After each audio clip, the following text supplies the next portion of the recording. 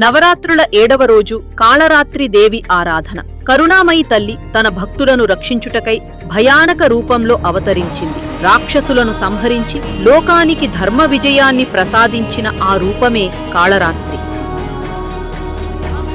కాళరాత్రి కృష్ణవర్ణముతో విరాజిల్లుతూ దిశలను చీల్చే అగ్ని నేత్రాలతో ప్రకాశిస్తుంది. ఆమె జటలు విస్తరించి దిశలన్నిటినీ కమ్ముకుంటాయి. ఆమె గదివాహనంపై ప్రభాస్వరూపముగా కూర్చొని దర్శనమిస్తుంది. కాళరాత్రి రూపం అంధక రాక్షసుని సంహరించడం కోసం అవతరించిన దేవి.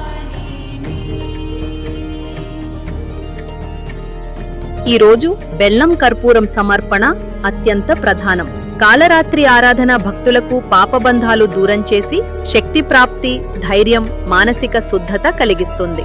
ఓం దేవి కాళరాత్రి అయి నమః. ఓం దేవి కాళరాత్రి అయి నమః. ఓం దేవి కాళరాత్రి అయి నమః. ఈ మంత్రం జపించిన భక్తులు భయాలు దూరమై రక్షణ మరియు శక్తి పొందుతారు. రేపు నవరాత్రులలో 8వ రోజు మహాగౌరీ రూపం గురించి తెలుసుకుందాం.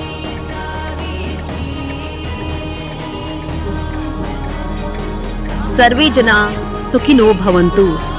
ఇలాంటి మరిన్ని ఆసక్తికరమైన వీడియోలను చూడాలంటే ఈరోజే మా ఛానల్ను సబ్స్క్రైబ్ చేయండి.